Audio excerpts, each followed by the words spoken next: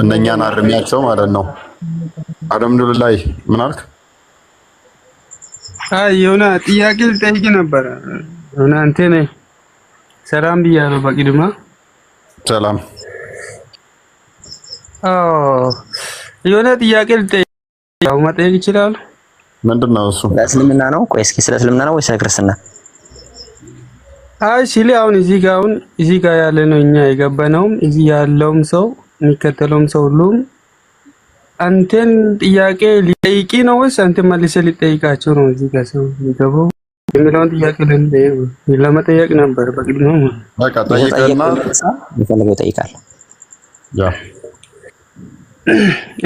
እሺ አሁን እናንተ ጌታ ነው ብላችሁ የምታስቡት አምላክና አሁን ወደፊት የሚያድናችሁም ወይም ገነት የሚያስገባችሁ ለእናንተ አሁን በዚህ አሁን ለምሳሌ ይሄን ይዘን እንደዚህ ሆናለን የፈጠረው እሱ ነው የሚገለን እሱ ነው የምናመልከው እሱ ነው የምትሉትን አምላካችሁ እሱስ እንዴት ነው የሚሉት ባጭሩ ትንሽ ግልጽ አድርግልኝና ወደ ጥያቄ ገባለሁ።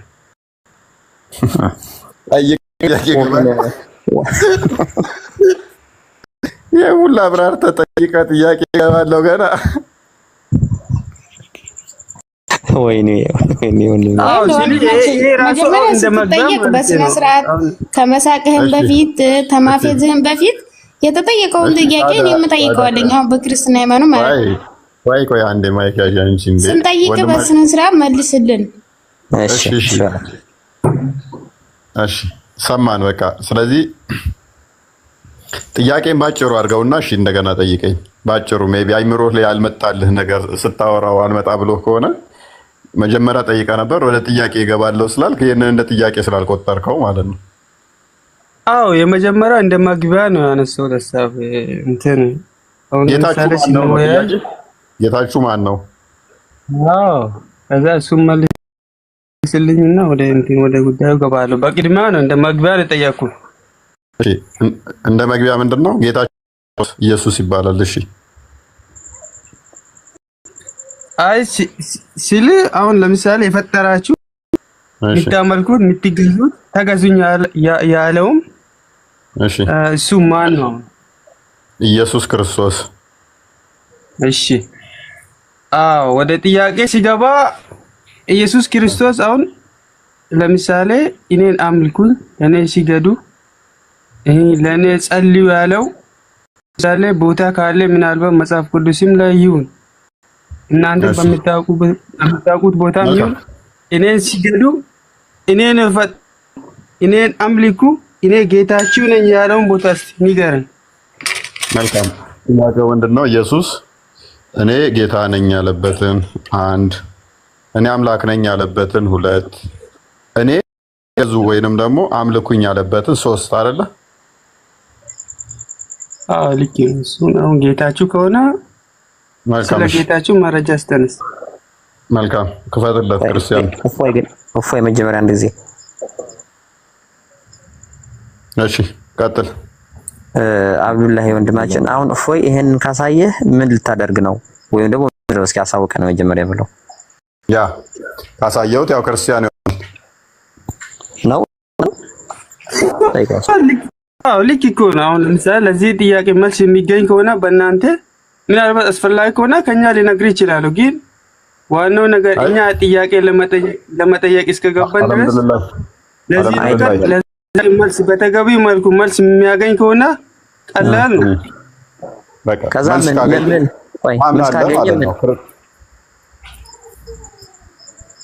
ምን አልከ? ካሳየው ክርስቶስ አምላክ ጌታ እንደሚመለክ ታምናለህ። በስሙን ጸሎት አድርጉ ታምናለህ? ካሳየው አዎ ባይ ዲፎልት እኮ ልክ ነው። እንደዛ ነው። ላ ኢላሃ ኢላላህ ሙሐመድ ረሱላህ። ቆይ አንዴ ላቆም። ትልቅ ኩፍር አድርገሃል በአሁን ሰዓት። ቆይ አንዴ በሽታው ማይክ ያዝ። አንዴ ክርስቲያን ክፈትልን። ስለዚህ ምን ብሏል? አዎ አምናለሁኝ ብሏል። ይሄንኛውን አንዴ እንትን በለውና ራዕይ 1:8 ክፈተው።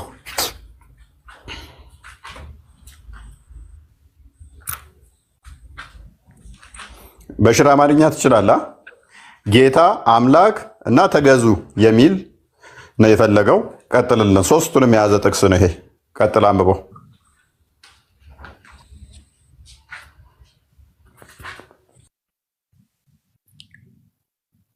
እኔን ነው የምትለኝ ወይስ?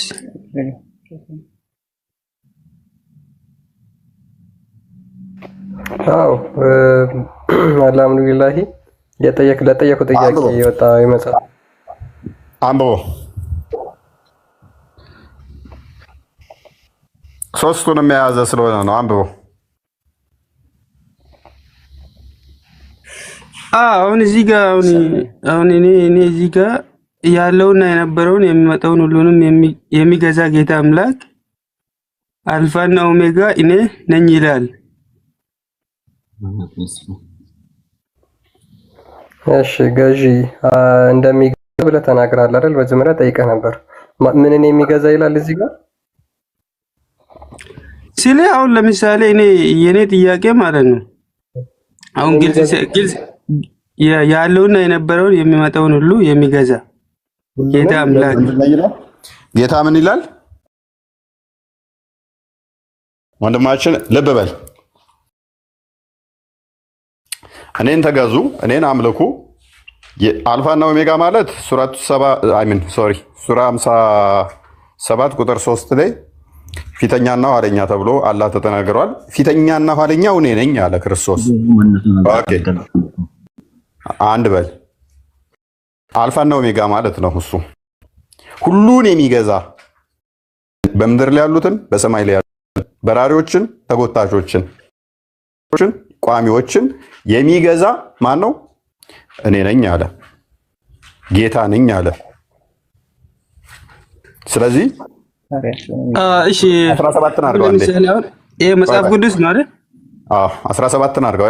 ይሄ ጌታ ደግሞ አሁን ቆይ መልሰው 8 ላይ ምንድነው እሱ? ይሄ መጽሐፍ ቅዱስ ምን ሆነ? አይ ሲሊ ማለት ነው እዚህ ጋር አሁን ይሄ መጽሐፍ ቅዱስ ነው አይደል? አዲስ ኪዳን ነው። አሁን ለምሳሌ አሁን መጽሐፍ ቅዱስ ማቴዎስ ወንጌል 7:1 ላይ አሁን ጌታ ኢየሱስ ክርስቶስ በቂያማ ቀን ምንም ማድረግ እንደማይችል አሁን እዚህ ቆይ ተረጋጋና ምን አገናኘው ከዚህ ጋር ሲሊ አሁን ለምሳሌ አሁን ይሄ መጽሐፍ ቅዱስ ከሆነ ማለት ነው መጽሐፍ ቅዱስ አንድ መሆን አለበት። ፕሊዝ ቆይ ይሄን መልስ ቅድሚያ። ምክንያቱም መጽሐፍ ቅዱስ ምችል ከሆነ እሱ ምዕራፍ ከፍተህ እሱንም ቢታብራራልኝ ጥያቄ ነበር።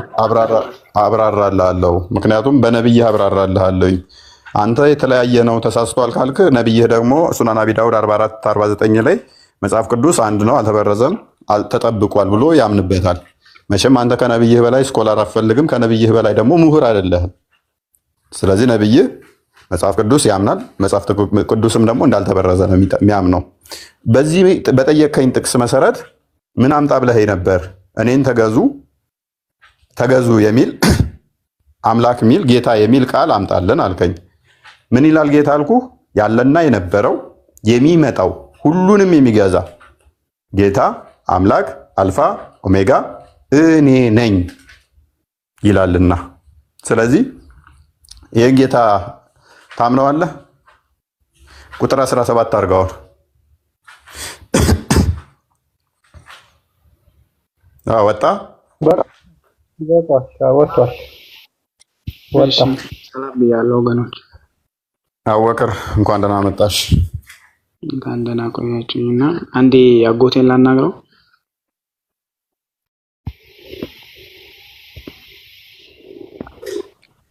እሺ ምንድነው እሱ? ቶፒካችን ከኛ ጋር ስለሆነ ሜቢ ቶፒኩ ላይ እንትን ካላችሁ ታናገረው ይሆናል። አወቅር ቆይ ሳሊሜ ቆይ አንዴ ሳሊሜ ቆይ አቡበከር ቶፒካችን ላይ አንዴ አንዴ ፈቅድልኝና አጎቴን ላናግረው አንዴ። አይ እንትን አይደለም እኮ ቤት ውስጥ እንትን የምትሉበት ሳይሆን ወይ ይሄንኛው ቤት ቶፒኩ ላይ ይነሳና ክርክር ምናምን አይደለም። ቆይ አንድ ቶፒክ ምንም ሳይሆን አንዴ ብቻ ላውራው። እሺ ቀጥል። ፈቃደኛ ነው? ችግር የለውም። አንተ ከፈቀድክ ችግር የለውም። ባለቤት ሙስሊምና አጎቴ ሙስሊም ነው። አዎ አልሐምዱሊላህ። ሰላቱል ኸውፍ ሚስረካ ነው። ስንት ረካ ነው? 5 ሰላቱል ኸውፍ 5 ረካ ነው። ሶላት ነው ያልከኝ። ኸውፍ አልሰማሁም። ሶላት ስንት ብለኛል? 5 ሶላት ይሰገዳል። አይ ሰላቱል ኸውፍ ስንት ረካ ነው አልኩ። ሶላት ማለት ሱና ነው ለአላህ የሚሰገደው ነው ትለኛለህ?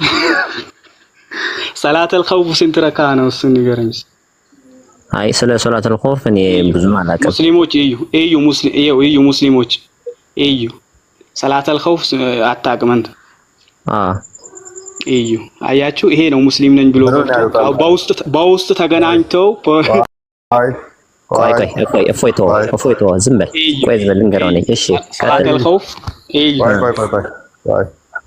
ምንና በውስጥ ተገናኝተን እንደምንል እፎይ ቆይ አንተ ቆይ ዝም በል ቆይ ተራ ጥያቄ እሱ እያናገረው ነው። እፎይ ዝም አትልም? ቆይ አንተ ትልቅ ሰው አይደለህ? እፎይ አንተ አናግረው ብለኸኛል። ዝም በል አንተ አናግረው ብለኸኛል። ፕሊስ አዳምጥ ቆይ አይደለም አንተ አትግባብን በመሃላችን። ፕሊስ አዳምጥ ምክንያቱም አትግባብን። ምን አንቀዠቀዠ ተነቃብህ። በውስጥ ተነጋግረህ መጣ ድንጋይ ራስ ሰላቱል ኸውፍ ማያቅ ይሄ እስልምና ውስጥ አለ ስነ ስርዓት። ቆይ እፎይ ባይጠይቅ መተው ነበር። ተመልሶ ትገባለህ። ምክንያቱም ቤቱ የኔ ነው። በውስጥ ተነጋግረህ ምናምን ስትል እኔን ኢንክሉድ እያደረግክ ነው። እኔን እያካተትከኝ ነው። ትንሽ አላህ ይፈራል እየሰደብክ ስለሆነ ማለት ነው። ተመልሰህ ማውራት ትችላለህ። አቂዳው ላይ ማውራት ትችላለህ። መወያየት ትችላላችሁ። ምን አገባኝ። እፎይ ይቅርታ ግን በመሀከላችሁ ገባው። እነሱ ሙስሊም ናቸው አይደለ? እነሱ ቢነጋገሩ አንተ ዝም ብትል ማለት ታምን ወደ ነገር አለ እንዴ? ምክንያቱም እኔን እያካተተኝ ነው። እሱን ነው ያናገረው። አንተ ዝም ብትል ዛሬ ትልቅ ሰው ነህ መቼም ያኔ ትልቅ በሃይማኖትም ትልቅ ዕልም ያስክ። አዳምጪ እኔም ማካተት የለበትም። ራሱን ችሎ ማውራት ይችላል። ሙስሊም አይደለህም ብሎ እሱ መሞገት ይችላል። ድራማ እየሰራ ነው ምናምን ካለ ግን እኔን እያካተተ ነው። ከሱ ጋር መወያየት እኮ ይችላሉ። አታውቅም ብሎ መሞገት። ቆይ አዳምጪ። እሱ አለለት አይደለ? ሀባሽ ነኝ እሱ ሱፊ ነኝ ብሎ መጥቷል አይደል? ሱፊ እንዳልሆነ ሞግቶ ማስተማር መከራከር ይችላል እንጂ ድራማ ሰርተው ነው በውስጥ ስለሆነ ይኸው ተነቃበት እፎይ ምናምን እዩ ሙስሊሞች ማለት አይችልም ማለት ነው። ለሪካርድ ነው እናውቀዋለን እንጂ የሙስሊሞች የዋብያዎችን ሪካርድ ስለምናውቃት ማለት ነው። ከዛ ውጭ ምንም ማውራት እችላለሁ።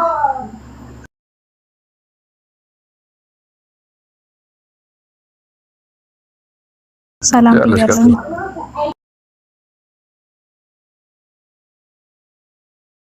ሰላም ነሽ ወይ?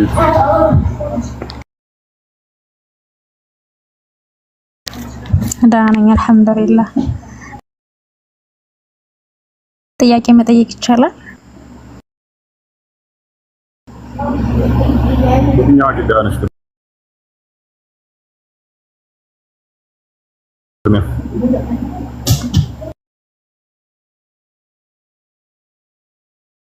እግሩን ጋር ውስጥ ይከታልስ ታምኛለሽ? ስለ እግሩ ምናምን አይደለም። ለምሱ በገለጸልኝ መልኩ እረዳለሁኝ አልኩ። ሙስሊም አንድ ነው። ኦኬ ከጎንሽ ያለው በሽር ደግሞ አንድ ነው ብሎ ያምንም አውሩ ወጣው መፍታችሁ ነው። አሁን ሙስሊም አንድ ነው። ሙስሊም አንድ ነው ብዬ ነው ማምነው እኔ። ሙስሊም አንድ ነው ብለህ ታምናለህ በሽር? እህቴ ምን መሰለሽ እስልምና አንዲት ናት።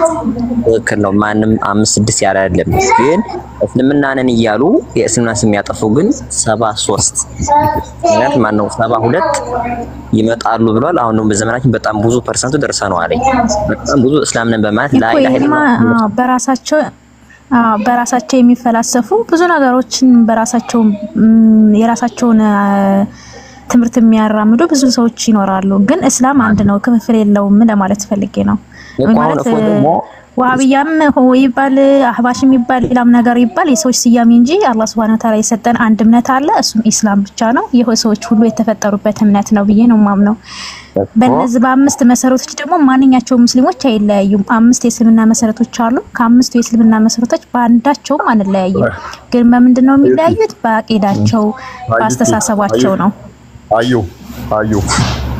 አንደኛው አካል አላህን ጣዖት ነው እያለ መዳን ይችላል ማለት ነው? አይችልም። አላህን ጣዖት ነው ማለት አይችልም። ሲጀመር ለምሳሌ አላህ አምላክ ነው ብሎ እንዴት ነው ጣዖት ነው? አንቺ የምታመልኪውን አምላክ ለምሳሌ አንቺ አላህ ብለሽ ባይምሮሽ የሳልሽውን በሽር ጣዖት ነው ብሎ ነው። አስለም ምን ያላህ እንዴት ነው? አይቻልማ። አምላክን በአሚር መሳል አይቻልም። ይሄ እኮ ኃጢአት ነው ራሱ። ሳልሽ ስልሽ የሆነ ምስል እንደዚህ መሳል ማለት ሳይሆን ቀኝ እጄ ሁለት ያለው እግሩን እንደዚህ የሚያደርገው ብለው የሚያምኑ ጣዖት ነው ባይምሯቸው እንደዛ ብለው ይሳሉት ብሎ የሚያምነው እንደዛ ከሳሉት። አዎ እንደዛ ብዬ አላምንም። ምክንያቱም እኔ ፈጣሪ እንደዚህ ነው ብዬ አልስልም። እኔ ስዕል ሳልሻል አልኩኝ እንደዛ ሳይሆን ነገር ግን አለው ብለው የሚያምኑ ክርስቲያን በምን ይለያል? ምክንያቱም እናንተ ፎቶ ታርጋላችሁ አይደለም? አምላክ ነው ብላችሁ ፎቶ ታርጋላችሁ እና ማዳም ቆይ አንዴ አምላክም መሳል አይቻልም። በአሚሮዬ አሁን ለምሳሌ አምላክ ይቻላል ብዬ አልወጣኝም። እኔ እንደዚህ ስዕል ሳሉ እያልኩሽ አይደለም። ሁለት ቀኝ እጅ አለው ባታለው እኮ 9 ሰዓት ይወርዳል የሚሉ እግሩና አላህ ገሃነም ላይ ይከታል የሚሉት ይሄ እንደዚህ ያለው ብለው የሚሉ አካል እያልኩ ነው። አታምኝም አንቺ እንደዚህ ሰው የሆነ እንደዚህ ሰው ሁለት እጅ ኑሮት እግር ኑሮት ምናምን የሆነ ሰዋዊ የሆነ ፊዚካዊ አካል ኑሮት ምናምን ብዬ አላምንም። ቴንኪው በቃ አንቺና በሽር አንድ አይነት ናችሁ። ለዚህ ነው ጎን ነሽ ማለት ነው። አንቺ ከሱ ጎን ነሽ። ለምን አልገለጸልኝም? እንደዚህ በቃ የሆነ እንደዛ ብዬ ካመንኩኝ የሆነ ስዕል የሆነ ነገር አሚሮ ሊሳል ስለሚችል አላህ ራሱ በገለጸበት መልኩ እረዳለሁኝ። አምላክ አለ ብዬ አምናለሁኝ። ሳይው ብቻ ነው ስለዛ ነገር መናገር የምፈልገው ወይም መናገር የምችለው ማለት ነው። በቃ እኔ ጎንነሽ በቃ አላህ ደግሞ ለይሰ ከሚስሊ ሸይን ብሏል። ምንም አልመስልም ብሏል። ኢማም አህመድ ደግሞ ብለው ላይ መሐመድ ተሰወርተ በባሊ ፈላሁ ላ ይሽቡ ዛሊክ ብሏል። የሆነ ሰው አእምሮ አላህ እንደዚህ ነው ልብ ይስል 10 ጊዜ ቢያንሰላስል ያን የሳለው ነገር ፈጣሪን አይመስልም አላህን አይደለም ብሏል። ግን ለምሳሌ እንደዛ ብለው እጅ አለው ብለው የሚያምኑ ሰዎች ለምሳሌ የሆነ ፊዚካዊ አካል ያለው ብለው የሚያምኑ ሰዎች አሉ ማለት የሆነ እጅ ሲባል በቃ በጭንቅላታችን የምንስለው ሰው የሆነ ነገር ያኔ የሰው አይነት አካል ያለው ግዙፍ ነገር ብለው የሚያምኑ አዳምና በአምሳሉ ፈጠረው በቁመቱ ፈጠረው ብለውን ይከበሩትን። እሺ ራሱ ምንድነው አሁን ሰውን እየመሰለ ይሄ ማለት ፊዚካዊ አካል ሳይሆን ምናልባት በውስጡ በአስተሳሰብም በማየትም የሆነ በማስተዋል ጉዳይ ይመስላል። አይደለም በአካል ሱር አይደለም ወደ ጎን እየሄድሽ ነው ያለሽ አንቺ። እንደዛ የሚል የለም። በምንድን ነው ምን ማለት ነው? አዎ አሁን አንቺ እጅ አለ ማለታቸው እነሱ እጅ ማለት እኛ አእምሯችን የሚሳል እጅ አይደለም ካልሽ ይሄ ለዚህ ማስረጃ ልንገርሽ፣ ይሄ ስህተት ነው አትበይ አንቺ። ምክንያቱም እነሱም ሁለት ቀኝ እጅ አለው፣ ሁለቱም በቀኝ ነው። ልክ እኔ ግራና በኩል በዚህና በዚህ እንዳለው እነሱ የሚሉት ሁለት አለ፣ በዚህ በቀኝ ሁለት እጅ የሆነ እንደ ዞምቢ ወይ ደግሞ የሆነ ቫምፓየር ነገር ማለት ነው። ከዛ ተጨማሪ ደግሞ ስለ እንደዛ አካል ያለው ነገር አድርጌ ወይም የሆነ ጎንና ጎን ኑሮት ከአንድ ጎን የሆነ ሲሆን አይነት ግዙፍ ነገር አድርጌ አላየውም። በቃ ሁለት ቀኝ እጅ አለው ሲባል እኔ በቃ ቀኝ ነው ግራ የሚባል ነገር የለም። እሱ ጋር ሁሉ ነገር በቃ ሁሉ ነገር ቀኝ የሆነ ነገር ነው ብዬ ነው የማምነው። ስለዚህ ችሎታ አዎ ነገር ያደርጋል ማለት ነው። አንቺ አይደል የምትጠቀሚው? አዎ በቃ አሁን አንቺ ከኔ ጎን ነሽ። በቃ ይሄ ነው አሁን እኛ እንትን እያላለው። እነሱ ግን ሁለት እጅ በቃ ይሄ አካል እጅ አለው ብለዋል። ማን ነው እንደዛ ብሎ የሚያምነው? እኔ አላውቅም። የቀደሙ ልጅም እንደዛ ብሎ እኮ ነው የወጣው። አላህ አዎ ሁለት ቀኝ እጅ አለው እንደዛ እናምናለን። እግር አለው አዎ እናምናለን። እግሩ እጁ የኛን አይመስልም አለው። ግን አንቺ ደግሞ ግን እኮ የገባው ልጅ እንደዛ አላለም። ሲጀመር ይሄ እናንተ ፈጠራ እንጂ እንደዛ አላለም። ጥያቄ ጠየቀው አወረዳችሁት። ኖ ያሁኑ አይደለም። ሳዳ ፕሊስ ያሁኑ ሳይሆን ቀድሞ የነበረ ልጅ ነው አልኩሽ። ይኸውልሽ የእነኛው ሙስታዝን አዳምጪ። ይቅርታ አንዴ ላውራ ነው ጀመራን አይደለም ችግር ከመሐመድ ጋር ችግር ስለ መሐመድ ከፈጅለት ሙስሊም ቆይ አንተ ስትመጣ ኦንላይን ላይ ስትመጣ መሐመድ ማዳም አንዴ ሁላችሁም ይታርጉና በዚህ ታሪክ ተስማሚያለሽ ወይስ ደግሞ እናያለን። አንዴ ይታርጉ ምን እንዳፈራ ድምጽ የለውም። እሺ ቆይ አንዴ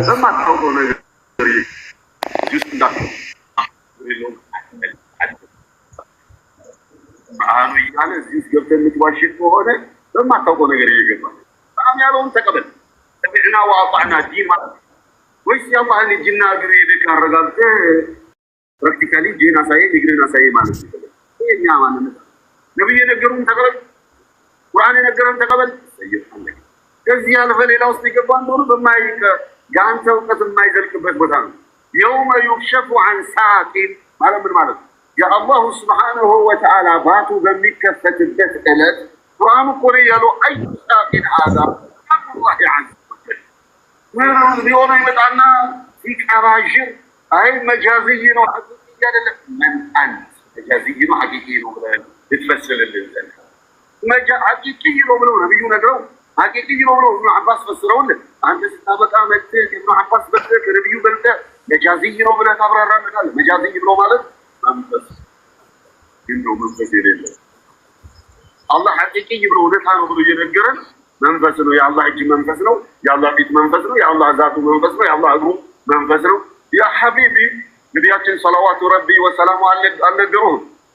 ጀሀነም هل من مزيد ትላለች አሉ። እስመ ጀይደን ይሻለናልና እንደዚህ በጎ የሚዋዥቁ ሰዎች ስላሉ ብዥታ እንዳይፈጥሩባቸው ተሳስቶ የሚያሳስት አይጠፋምና አላሁ ጀለ ወዐዝን هل من مزيد ትላለች ጀሀነም የሚጨመር የለም አልወላሁም ትላለች አሉ። ጀነትም هل من مزيد ትላለች አሉ ነብዩ ሰለላሁ ዐለይሂ ወሰለም። ለጀነት አላሁ ረቡል ዒዘቲ ወልጀላል سيخلق لها خلقا جديدا አዲስ ፍጡር ይፈጥርና ያስገባባታል። በቃ ትሞላለች፣ ሞላው ትላለች። ጀሀነም ጭመራ ገና ነኝ አልሞላሁም ብላ ስትል አሉ አዲስ ፍጡር ፈጥሮ ይሞላባታል አላሉ ነብዩ ሰለላሁ ዐለይሂ ወሰለም። ታዲያ ምን አሉ? سيدع قدمه الشريف على وسط جهنم ክብር እግሩን አላህ ጀሀነም አናት መሃሏ ላይ ያረግባታል፣ ይረግጣታል አሉ ነብዩ ሰለላሁ ዐለይሂ ወሰለም። ثم تقول قتل قتل قتل በቃኝ በቃኝ በቃኝ ትላለች። واضح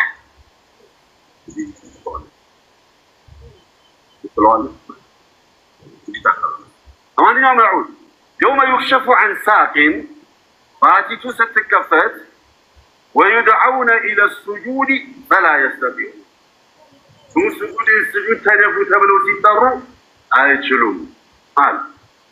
ለምን? خاشعة أبصارهم ترهقهم بالله خاشعة أبصارهم አይናቸው በመፍራት የተሞላች ሆና ترهقهم بالله ውርደትም የተላበሳቸው ሆኖ وقد كانوا يدعون إلى السجود وهم سالمون አሁንስ ምን ይሆን? አቦቴ እንጨርሰው እስካንተ ጀመርነው። እንዴ የማያውቅ ሰው እንዴት ሙስሊም ሊሆን ይችላል? ሰላት ያልሰገደ ሰው ካፊር ነው ይላል ሐዲሱ። እና ይሄ ምን ማለት ትርጉሙ አይደለም። ሐዲሱ ሰላት ያልሰገደ ሰው ካፊር ነው ይላል። ምናልባት ሌላም ትርጉም አለው ካልከ በሱ እንመጣበታለን። ግን ስለ ሰላት ሳታቅ ሙስሊም ነኝ እንዴት አልክ? እፎይ ቤት ገብታ ሙስሊሞችን ትሰድባለህ። እኔ አልሐምዱሊላህ 5 ወቅት ሶላት ከሱና ከፊትም ከኋላ እየጨመርኩ ሰግዳለሁ ከሱብሂና ከአስር ውጪ። አሁን ምስል ያለ ከአምስት ስለ ሶላተል ኸውፍ ደግሞ እኔ ገምቻውን ኸውፍ እኮ በርግጥ እንደዚህ ነው። የበዓረብ ሌላ ቦታ አትሂድ። ሰላተል ኸውፍ የሚባል ነገር ታውቃለህ አታውቅም? አላውቅም። እሺ ስለ ሰላት ሳታቅ እንዴት ሙስሊም ነኝ ብለህ በዚህ በአቂዳ ዙሪያም ገብተህ ምናምን ታወራለህ? ሰላት ደግሞ አቡበከር እሱ ብቻ አይደለም እያወራለሁ። አሁን እፎይ አንተን አይመለከትህም። ተው አዳም ቤቱ እኮ የኔ ነው። ቤቱ የኔ ነው የምናወራው። ለቀህናል፣ መጀመሪያ ፈቅደሃል። አዳም ተው ማፎይ ችግር የለውም። ቆይ እስኪ ቆይ ቀጥል። ምን ሊል ነው? አይ እፎይ ቆይ አንተ ችግር ተነክቶባቸዋል። በእርግጥ ያው ሙስሊሞች ታዘቡ፣ ግን አላህ ፈራ አወቅር አጣቅላህ እያልኩ ነው። ታዘቡ ሙስሊሞች ታዘቡ። ሰላት የማያውቅ ሰው ሙስሊም አዳምጥ። ቆይ ሰላት የማያውቅ ሰው ከእፎይ ጎን ቆሞ እየተናገረ ነው። እዩ አዳምጥ። ሰላት አያውቅም፣ ግን ያው ከእፎይ ጎን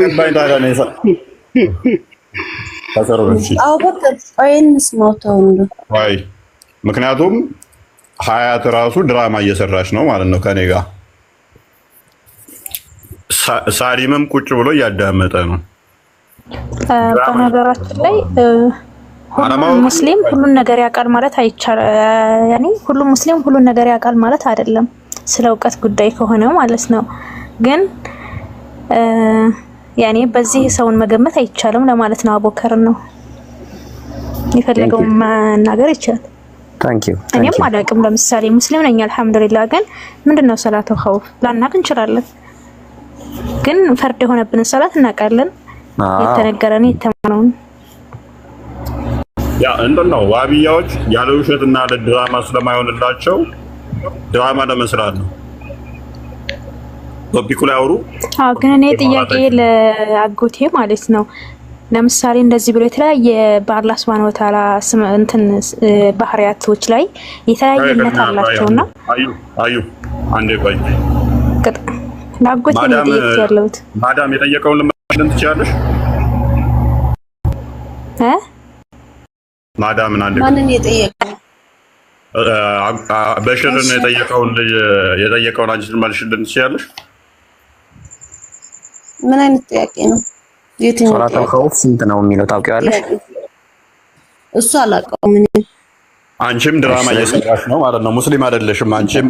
አላሁ አክበር ተክቢር። ሶስት ሙስሊሞችን ወደ ክርስትና አምጥተናል።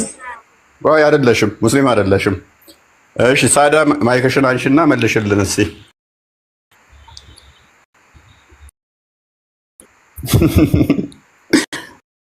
መልሽልን። ሁሉንም አከፈረልን እግዚአብሔር ይስጥ። አላሁ አክበር ተክቢር። ምን አይነት ፍጥረት ነው አሁን? የምንድን ነው አይደለም ጋይ ሳዲ እንዴ ነው ያለ አይ አንተ ላውራ አንዴ እሺ ሳዳ መልሽልን አንዴ። ሳዳ እየጠበቅኩሽ ነው። ማይክሽ ነው። እሺ ኢንቫይት እየላኩልሽ ነው። ቅድም እኮ ተቸኩኝ። በቃ አታውቅም። ተዋት። ማን ስለሆንክ ነው አንተ የምታስከፍረን? እንደኛ ማንም ያስከፍረን ሙስሊም ነን ሲጀመር። እናታውራና ሰሊምን ስማው። ለምን መሰለሽ እኔ በጣም የምጠላው ምን እንደሆነ ታውቂያለሽ? በእውቀት ላይ ማውራት የተቻለ ነው። ነገር ግን የሆነ ነገር ሁሉም ፐርፌክት አይደለም ብዬ አምናለሁ። እኔ ማላውቀው ማለት ነገር ስላለ ሆነ። ስለዚህ ማንም ካፊር ሊለን አይችልም ነው። አይ ካፊር ማለቱ አለማለቱ ሳይሆን ዋብያዎች የሚሰሩት ድራማ በጣም ነው የሚያስጠላኝ። አላቅሽም፣ አታቁኝም፣ የው የፎይ ተከፋይ ናቸው ብለውን ነገ ቪዲዮ ይሰሩላችኋል ማለት ነው። ያከፈርኩሽ እኮ ለዛ ነው። ነገ ቪዲዮ ተሰርቶልሽ ታይዋለሽ። እፎይ ከፍሏቸው ድራማ ሲሰሩ ያዝናቸው ብለው ማለት ነው። የዋብያው ጭንቅላት እንደዚህ ነው ስለማቀው ማለት ነው። የሰው የተጠየቀው ሁሉ ይመልሳል ማለት አይደለም። ይሄን አውቃለሁ። አላቅም ካለ አንድ ሰው አላቅም ነው። ሜቢ ያወቀው እኮ ላይመጣለትም ይችላል። ይሄን እረዳለሁ። ከዛ አንተ እንደዚህ አይደለም ይኸው ከከሌ ጋር ድራማ ስትሰራ ያስኩ ማለት ግን እኔንም እየሰደበኝ ነው። እኔን ጠይቆኝ አይደለም። እኔ አይደለሁም የሳትኩት አይደለ? የራሱ ወገኑ ነው የሳተው። አይ እንዴት ሳታቅ ብሎ ራሱን ቻሌንጅ ማድረግ ይችላል። ከኔ ጋር አገናኝቶ ግን ድራማ ስትሰሩ ምናምን ማለት ደግሞ ስድብ ነው ለኔ። ያው አሁን ጠየኳችሁ፣ ሶስታችሁም አታውቁም። አራት ሰው አያውቅም ማለት ነው። እዚህ ጋር አራት ሰው አያውቅም። አራታችሁን ድራማ ከፍዬ አይምሯችሁ በቃ እሱን ተውና ምን ጥያቄ አለን? ሶላት ግዴታ ነው። 5 ወቅት እንሰግዳለን። አልሐምዱሊላህ ረብል ዓለሚን። ሁሉም ነገር ለማወቅ ደግሞ እናውቃለን ስለ በጊዜው ነው በሁኔታው ስናነብ እናውቃለን። ሰው አንድ ሰው አንብቦ ነው የሚያውቀው አይደለም። በቃ አላነበብም አላወቅንም። ይሄ ደግሞ ካፊር ሊያስብለኝ አይችልም። አንተ ለምን ትደጋግመዋለህ? በቃ ተሳሳተ። ሰው ደግሞ ፍጹም የለም። አያውቅም፣ አጎቴ አያውቅም፣ እኔ አላውቅም፣ ሀዩ አታውቅም። ኖርማል ነው ይሄ በቃ። ነገር ደግሞ በዚህ ለኛ ትልቅ ትምህርት ነው። ማላውቀው ጉዳይ ሚዲያ ውስጥ ገብቼ አላውቅም ስለ ያሳፍረኛል። ስለ እስልምና ነገ አንብቤ አውቃለሁ። እኔ አላውቅም ማለት ያሳፍረኛል። ስሚኝ፣ እኔ አላውቅም በማለት አላውቅም አለማወቅሽን ይኸውልሽ፣ ማታውቂውን አላውቅም ማለት ቆይ አንዴ ሳሊም ትቀጥላለህ። ሳሊም አይዘይ ጥሩ ልጅ ይመስለኛል። ረጅም ሰዓት ዝም ብሎ እየታዘበ ነው። ሰው ማያውቀውን አላውቅም ማለት እውቀት ነው። አይዘይ ማያውቀው ከሆነ አላውቅም ማለት መጠኑን ያውቃል ማለት ነው። ግዴታ ነው። ሐዲስ ላቅርብላት ከፈለገሽ ነቢያችን ሰለላሁ ዐለይሂ ወሰለም እንዲህ ብለዋል። መን አፍታ በገይሪል ዒልሚ ያለ እውቀትን ዒልምን ማያውቃትን ነገር ተጠይቆ ያወራ ሰው እኮ ነዕነቱላህ አላህ የአላህ ርግማን ይውረድበት ብለዋል። ነዕነቱላህ መላኢካ ሰማዋት ወል አርዲ የምድርና የሰማያት መላኢካቱን አብረው ርግማን ያወርዱበት ተጠይቆ ማያውቃትን ዒልም የተናገረ ሰው። አሁን እኔ ሰላቱል ኸውፍ ስንት ነው ሲለኝ 2 ወይ 3 ወይ 4 መገመት ታቅቶኝ አይደለም፣ ግን ይሄ ርግማን ሊወርድብኝ ነው። እኔ ምክንያቱም ለምሽ እንኳን እኔ ሲጀምር አላቅም ብዬ ነው የገባሁት። ፉቅራ ሙፍቲ ዒልም ቲም ያልኩ በሆነ እንኳን እቺ ጥያቄዎች እንዳጋጠመ ማላቃት ከሆነ አላቅም ማለት አያሳፍረኝም። እስልምናን ደግሞ ዝቅ አርኩት ማለት አይደለም። ተረዳሽ? እሱ ትክክል ነው አይደለም። በቃ ግን አንዱ እሷ አለ ተማክሮ ነው ምናምን ያለው በቃ ተሳስቶ ነው። በተሳሳተ የሚል መንገድ ለምን አንይዘውም? አንድ ሙስሊም የሆነ ነገር ካለ ለምንድን ነው እሱ ለማቋሸሽ ምንጥረው? የእፎይ ሁሌ በቃ ነው ይከታተለዋለሁ ሁሌ እፎይ። አንደኛ ነገር እፎይ ልናገረው የመጣሁት ስለ አላህም ስለ ወቅቴም ስለ እስልምናን አይደለም፣ ስለ መሐመድ ነው። ማዳም ያውልሽ አሁን እናንተ እንደዚህ ተግባባችኋል። እኔ እነኚህን የዋብያዎችን ድራማ ጠንቅቄ ስለማውቀው ነው። ቆራርጠው ቪዲዮ እንዴት እንደሚሰሩ ስለማውቀው ማለት ነው። ምን አለ በይኝ፣ እኔ ዋሸሁት። አሁን እናንተ እንደዚህ ተስማማችኋል። ዞል አሁን እናንተ ሙስሊም ሆናችሁ አናውቀውም አላችሁ። ድራማ እየሰራችሁ እንደሆነ ውስጣችሁ ያውቃል። ነገ ይሄ ልጅ አሁን ያስኩኝ ድራማ ከፍሏቸው ብሎ ነገ ይሰራብሻል። ያውቀዋል። እስልምናን ያኔ ለቀሽ ትወጫለሽ። እንደዚህ ያልኩሽ እውነት መሆኑን ስታረጋግጪ ድራማ እንደሚሰሩ ሲገባሽ ፎሎ አድርጊ፣ እልክልሻለሁ። ማንም ለቆ ሊያስወጣኝ አይችልም። ቪዲዮ ይስራ አይስራ ጉዳይ አይደለም። እስልምናዬ ነው። ማንም ሊያስወጣኝ አይችልም። ስለተሰራ ብዬ እስልምናዬ ልለቅ አልችልም። ወደ ቶፒካችን እንመለስ። በቃ እኔ እኮ አይመለከተኝም እኮ። እኔ ቢያስወጧችሁ እኔ እኮ ደስ ይለኛል እንደው። ምክንያቱም እኔ የምፈልገው እኔ ስለተናገሩኝ እኔ ስንት ስላለ ሳይሆን እናንተ ህይወት እንድታገኙ ነው የኔ ዋና ዓላማ። ወደ ቶፒካችን ስንመለስ ሳሊም ሶሪ ረጅም ሰዓት ሊያወራ ፈልጎ ነበረ። አለው ችግር የለውም። አዩ ማናት መዲና የሰው ልጅ ሁሉ ማወቂያ ላይ እውቀት ያው እንደ እውቀቱም ነው። የሰው ልጅ ተምሮ ምን ብሎ ያው ሊያቅ ይችላል። ነገር ግን ቅድም ሆነ ሙስሊም ነውና 117 ሰዎችን ዛሬ ክርስቲያን ነበር ሙስሊም አደረግናል። ያ ለእፎይ ምንም አይደለም። ቢሰልሙ ባይሰልሙ ለራሳቸው ነው አይደለ? አሁን እዚህ ጋር ደግሞ ያውልሽ ምንድነው እዚህ ጋር የተነገረው? መጥቶ ይሄን ጥያቄ ሲጠይቅ አዎ ሁላችንም እናውቃለን። ብዙ ሰዎች አላዋቂ ሰዎች ብዙ ሊኖሩ ይችላሉ። እሺ ክርስቲያን ሁሉ አዋቂ ነው፣ ሙስሊም ሁሉ አዋቂ ነው ማለት ለኔ በእኔ አንደበት ለምን ልታክችል ሳንም በቃ ልጅ ተሳስቷል። ተው በቃ ተሳስቷል። በቃ ያለፈ ነው ነገር አነጋገን በተማረ ማለት እኔ ጥያቄ መጠየቅ ፈልጌ ስለምፈልግ ማለት ነው። አይ ልጁ ተሳስቷል። በቃ ሁላችንም አናውቅም። ለኔ ሁሉ ሰው ያውቃል ማለት አይደለም። ስለ ልጁ አይደለም። እሺ ስለ ልጁ አውራ። ኦኬ ስለ ልጁ አይደለም አውራው። ቅድም 17 ክርስቲያኖች ሰለሙ አለ። ለእፎይ እሺ ምን ይጠቅመዋል? የነሱ መስለም ንገረኝ እስቲ። ምንም አይጠቅመውም እኮ ነው። ስለነሱ አናውራ። በቃ ሄደዋል አይደል? አውርተው ሄዱ። አላስፈልጉም። ይሄን ቁጭ ብሎ ማዳመጥ የገረመኝን ነገር ነው ያወራው። አዎ ግን ያው ላለፈ ነገር አሳልፈውና ወደፊት ያለውን እስኪ እንጠያይ። ክርስትና ላይ በጣም ጥያቄ ሆኖብኛል። እፎይ ቢመልስልኝ ጠይቀውና እኔ ስለ ራሴም ደግሞ ስለ ሃይማኖቴ ራሴ ማቀውን አውቃለሁ። የተረዳሁትን ያክል ማለት ነው። ግን ስለ ክርስትና ማወቅ የምፈልገው ነገር ስላለ በትህትና ከመለስክልኝ ጥያቄ አለኝ ማለት ነው። በተለይ ስለ ኃጢአታችን ሞተልን የምትለው ስለ ስቅለት ጉዳይ ማለት ነው። እሺ ሜቢ ኦልሞስት ጨርሰናል። እሺ የእናንተን አንዴ እሺ ቀጥይ በቃሽ። እሺ ጥያቄ የመጀመሪያ ጥያቄ ማለት ነው ኢየሱስ ለየትኛው ኃጢአት ነው የተሰቀለው? ያዳነህስ ከምን አይነት ኃጢአት ነው? ሁለተኛ ደግሞ ኢየሱስ የሰቀሉት ሰቃዮቹ አማኞች ነበሩ ወይ? ያምኑ ነበር ወይ? ኦኬ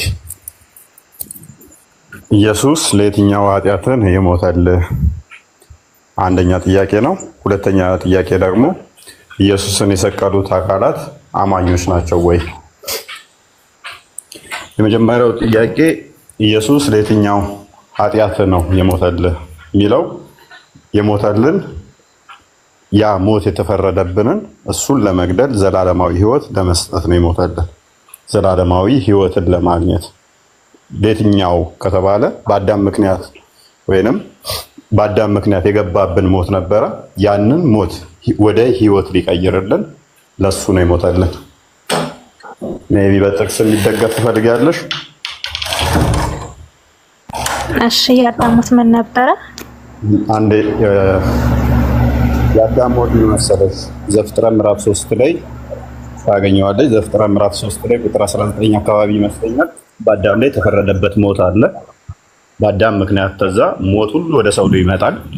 ዘፍጥረት ምዕራፍ 3 አንዴ ክፈተው። ሞት ስትል ግልጽ አድርግልኝ። የትኛው ሞት?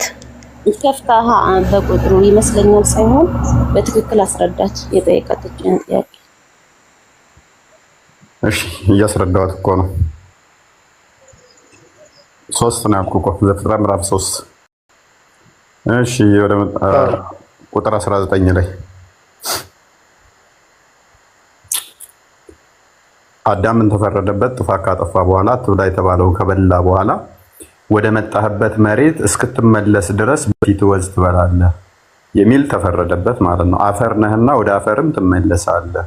ወደ አፈር የሚመለስ ሆነ ማለት ነው። የተሰራው አዳም ከምንድን ነው? እሱ ከአፈር ነው። ነፍሱ ስጋው ከአፈር ነው የተሰራችው። ስጋው ከአፈር ነው፣ ነፍሱ ከእግዚአብሔር የመጣች ነች። ይህንን መጽሐፈ እንትን ላይ ጥበብ ላይ ምዕራፍ 1 ላይ ቁጥር 13 ይመስለኛል። ቁጥር 13 ላይ ጥበብ ምዕራፍ 2 ቁጥር መጨረሻው ላይ ነፍስ ወደ እግዚአብሔር እንደምትሄድ ስጋ ደግሞ ወደ መቃብር እንደሚገባ ያስቀምጠዋል። ሞት ተፈረደበት ሰው አስቀድሞ ሲፈጠር ግን በሞትና በሕይወት ድንበር ላይ ሆነ ነበር የተፈጠረው። እንዳበላ ተባለ። ነገር ግን ዘፍጥረት ምዕራፍ 2ን ስትመለከቺ በገነት ውስጥ እግዚአብሔር ያስቀምጠዋል።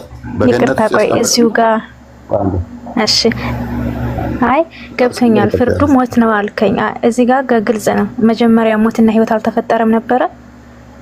በእኛ እንደዛ አይነት የለም። እናንተ ነው። እሺ ሰማይና ምድር አልተፈጠረም ነበረ። ተፈጥሯል። እዚሁ አንድ ላይ ለምን ፈጠረው ታዲያ? ሰማይና ምድርን ሞትና ሕይወት ከሌለ ማንን ሊያስቀምጥበት ነው? እሺ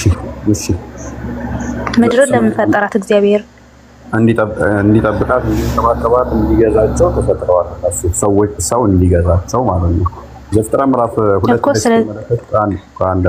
አይ ሞት አልተፈጠረም ካልከኛ ሞትና ሕይወት አልተፈጠረም አልከኝ እኮ አዳምጥሽ። አይ ለምሳሌያችን ቅጠል ባይበሏት እኮ ወደ ምድር አይመጡም ነበር አይደለም? አንዴ እንትን ባይሆን ድምጽ ነው።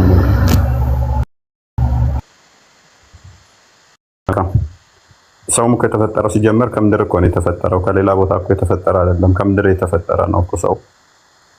ከሌላ ማርስ ላይ ምናምን ከዛ ከማርስ ላይ መጣ አይደለም ሰው። እህታችን ገነትም ያለችው በምድር ላይ ናቸው።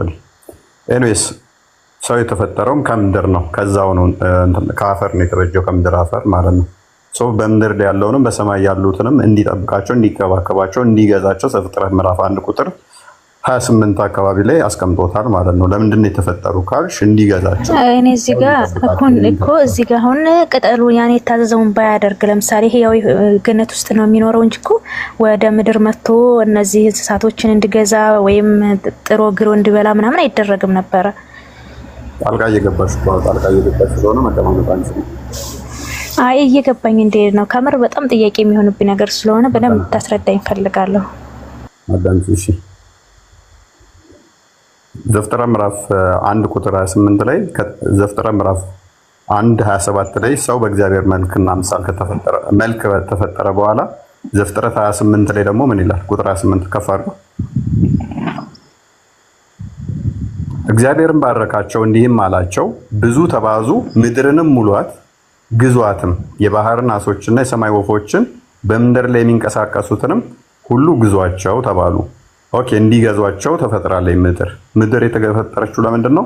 እንዲገዟቸው ነው እንጂ እሷ እንትን እንድትላቸው አይደለም። ዘፍጥረት ምዕራፍ 2 ቁጥር 5 አካባቢ ይመስለኛል በገነት ገቡ። እሺ፣ በገነት ውስጥ ግን ምን ተፈጠረ? ዘፍጥረት ምዕራፍ 2 ከቁጥር 1 ጀምሮ የዘፍጥረት 1 ማብራሪያ ነው። ዘፍጥረት 2 ባይዘ መልሶ ያንኑ ያብራራዋል በደንብ ማለት ነው። ዘፍጥረት 2 ቁጥር 16 ላይ እግዚአብሔር አምላክም ሰውን እንዲህ ብሎ አዘዘው፣ ከገነት ዛፍ ሁሉ ትበላለህ፣ ነገር ግን መልካምና ክፉን ከሚያሳውቀው ዛፍ አትብላ፣ ከእርሱ በበላ ቀን ሞትን ትሞታለህ ተብሎ ታዘዘ።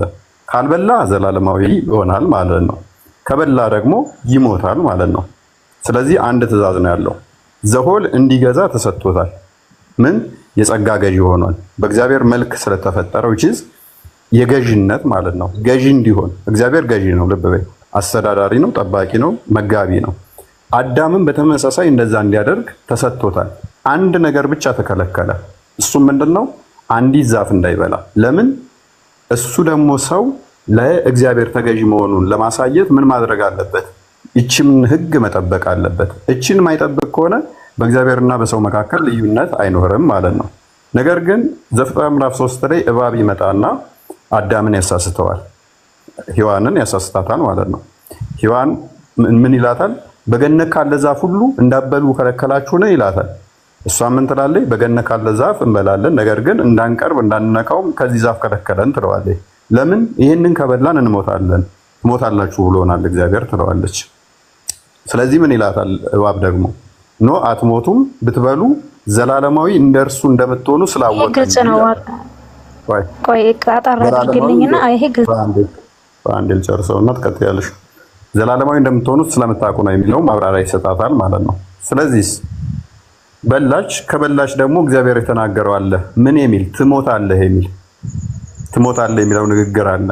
ስለዚህ የግዴታ ምን መሆን አለባቸው? መሞት አለባቸው። ፍርዱ መጣባቸው ማለት ነው። ፍርዱ ከመጣባቸው በኋላ የሚሞቱ ይሆናሉ ማለት ነው። ካልሞቱ የሰይጣን ንግግር ትክክል ይሆናል፣ ከሞቱ ደግሞ እግዚአብሔር ትክክል ይሆናል ማለት ነው። ስለዚህ እግዚአብሔር ደግሞ እውነተኛ ፈራጅ ነውና እዚህ ጋር ሞት የሚለውን አስረዳኛ እንዴ፣ እየገባኝ እንዴት ማለት ነው? እዚህ ጋር ምን አይነት ሞት ነው ትሞታላችሁ ያለው? አንደኛ ስጋ ከነፍስ መለየት፣ ሁለተኛ ደግሞ ከእግዚአብሔር መለየት። ሞት ምንድነው? እሱ ሁለት አይነት ሁለቱንም ሞት ነው የሚሞቱት ማለት ነው። እዚህ ላይ አሁን ሁለቱንም ሞት ይሞታሉ። እሺ ኦኬ። ሁለቱንም ሞት ይሞታሉ። ከዚህ ከሁለቱም ሞት ኢየሱስ ተሰቅሎ ይሄን ሁለቱንም ሞት አድኗል። አዎ። ታዲያ ለምንድን ነው ይሞታሉ? የሰው አሁን እኮ እየሞቱ ነው ያሉት፣ ነፍስ ከስጋ እየተለዩ ነው ያለው። ሁለተኛ ደግሞ ኃጢአት ከሰሩ ገሃነም ይገባሉ። ሁለቱንም መልስልኝ። እሺ መልስልሻለሁ። ስለዚህ ሰው የሚሞት ሆነ ማለት ነው። የሚሞት ከሆነ በኋላ ደግሞ እግዚአብሔር አስቀድሞ ትእዛዝ የሰጠው ለአዳም ምንድነው? እሱ ትሞታለህ ነው። አንድ ሰው ልጃችሁ ቤት ውስጥ ለምሳሌ አለ። ለልጃችሁን ኢንስትራክሽን ስትሰጡ፣ ትእዛዝ ስትሰጡ ምንድነው የምትሉት? ይሄንን ነገር እንዳበላ ስኳር አስቀምጣችሁ ብትሄዱ ለምሳሌ ስኳሩን እንዳበላ፣ ስኳሩን ከበላ እመታህና አባብልሃለሁ አትሉትም። እገርፍሃለሁ ነው የምትሉት። ለአዳም የተሰጠውም እንደዛ ነው። እንዳበላ ከበላ ትሞታለህ ነው። እንዳበላ ከበላ ግን እገርፍህና ከዛ ደግሞ አባብልሃለሁ ወይንም ደግሞ እገልህና አነሳሃለሁ ተብሎ አይደለም የተነገረው። ምንድነው ተብሎ የተነገረው? ትሞታለህ ነው። ስለዚህ የሚሞት ከሆነ ሞተ፣ ፍርድ መጣበት። ከፈረደበት በኋላ ደግሞ እግዚአብሔር መሐሪ ይቅር ባይ ነውና አንዴ ይቅርታ ማለት ነው። እዚህ ጋር አዳምጪ። ስለዚህ ይቅርታውን ደግሞ አሳየው ማለት ነው። በምን? ካሳ ክሶ ራሱ ክሶ አሳየው። ጣልቃ እየገባሽብኝ ስለሆነ ደግመሽ ጣልቃ እየገባሽ ስለሆነ፣ ስለዚህ ይቅርታውን በዛ አሳየው ማለት ነው። ሜቢ እሺ ምን ጥያቄ ማን መጠይቂኝ ከሆነ እየሰፋ ኖ አይስ እንዳታረዝመው በግልጽ የሆነ ጥያቄ ነው የጠየቅኩት። አሁን ለምሳሌ እነሱ እኮ እንደተሳሳትኩ በደል እንደበደሉ አውቃለሁኝ። ግን ምንድነው ሁለት ሞትን እንደሚሞቱ እግዚአብሔር ነግሯቸዋል አይደለም? አንዱ ምንድነው ከነፍስ ከስጋ መለየት፣ ሁለተኛ ሞት ምንድነው ከእግዚአብሔር መለየት ነው። እነዚህ ሁለት ሞቶች አሁን ቆመዋል ወይ? ኢየሱስ ከተሰቀለ በኋላ እነዚህ ከእግዚአብሔር መለየትና የስጋ ሞት ቀርተዋል ወይ ነው ጥያቄ። መልካም እሺ። አንደኛው ሞት ምንድነው? የእግዚአብሔር ልጅነትን አጥተው ነበረ፣ ጸጋቸው ተገፎ ነበረ። አሁን ግን እኛ ጸጋን አግኝተናል ወይ? ዮሐንስ ወንጌል ምዕራፍ 1 አንዴ ክፈትልኝ ክርስቲያን። ያንን ጸጋ አጥተው ራቁትነታቸው በደንብ ዘፍጥረት እዛ ላይ ቢገባሽ ቆይ እና ጠይቂኝም። ለዛውን ላብራራልሽ አልፈቀድሽልኝም። ኤኒዌይስ ዮሐንስ ወንጌል አይ ገብቶኛል። ጣልቃ ብዙ ጥያቄ እየጠየቅሽ ስለሆነ ጣልቃ አትግቢ፣ ስሚው ዝም ብለሽ ያውልሽ ጸጋቸውን አጥተዋል፣ የእግዚአብሔር ልጅነትን ተነጥቀው ነበረ። ስለዚህ ለተቀበሉት ሁሉ ነገር ግን በስሙ ለሚያምኑ ምን ሆነ? ወደ ገዛ ወገኖቹ መጣ። ለተቀበሉት ሁሉ በስሙ ለሚያምኑ የእግዚአብሔር ልጆች ሆኑ ዘንድ ስልጣን ሰጣቸው። እነርሱም ከእግዚአብሔር ተወለዱ እንጂ ከደምና ከስጋ ፍቃድ ወይንም ከወንድ ፍቃድ አልተወለዱም ይላል። ይሄ ጸጋ ተሰጠን፣ የእግዚአብሔር ልጅነት። ያ ያጡትን በባርነት ተያዙ ማለት ነው። ልክ ከእግዚአብሔር ልጅነት ሲነጠቁ የሰይጣን ልጆች ሆኑ። አሁን ግን ክርስቶስ ሲመጣ የእግዚአብሔር ልጆች ሆኑ ማለት ነው። ቅድምም ብዬሻለሁ፣ ከእግዚአብሔር መለየት ነው ብዬሻለሁ። አሁን ወደ እግዚአብሔር ቀረቡ፣ የእግዚአብሔር ልጆች ተባሉ። ዘፍጥረት እዚሁ ላይ ከፍ አድርገው ቁጥር 17 ላይ ጸጋ ተሰጠን ማለት ነው። ሕግ በሙሴ ተሰጥቶ ነበር፣ ጸጋ ግን በክርስቶስ ሆነ ማለት ነው። ጸጋው ምን የሚያደርገን ነው? ወደ ክርስቶስ የሚያቀርበን ነው። ጸጋ ማለት ስጦታ ማለት ነው። ጸጋና እውነት ግን በክርስቶስ ሆነ ይላል። የእግዚአብሔርን ልጅነት ያ አዳምና ሔዋን በገነት ውስጥ የተገፈፉት ጸጋ የተነጠቁትን በማን አገኘን? በክርስቶስ አገኘን ማለት ነው። የእግዚአብሔር ልጆች ከሆንን ደግሞ ሮሜ ምዕራፍ 8 ቁጥር 15 ላይ ክፈተው። አባት ብለን የምንጮህበትን ጸጋ ተሰጠን። ያ ጸጋው ልጆች ከሆንን ደግሞ ምንድነን? ወራሾች ነን። ምን? መንግስቱን እንወርሳለን ማለት ነው። እነኛ ወደ ገሃነም የሚሄዱት ወደ ሲኦል የሚሄዱት ነፍሳት ምን በማጣት ነበር? ጸጋውን በማጣት ነበረ። እኛስ የእግዚአብሔር ልጆች መሆናችንን ይላል። ቆይ አንዴ እየገባኝ እንዴት ነው? ቆይ አንዴ ቆይ አባት ብለን የምንጮህበትን የልጅነት መንፈስ ተቀበላችሁ። ቆይ እንደገና ተቀበላችሁ እንጂ እንደገና ለፍርድ ልብ በይ የባርነትን መንፈስ አልተቀበላችሁም። እነኛ እኮ ተፈረደባቸው። አዳምና ሔዋን አጠፉ አይደለ? በጥፋታቸው ባሪያ ሆኑ፣ የፍርድ ባሪያ ሆኑ፣ ተጠያቂ ሆኑ ማለት ነው። እኛስ አሁን እንደዛ አይደለንም።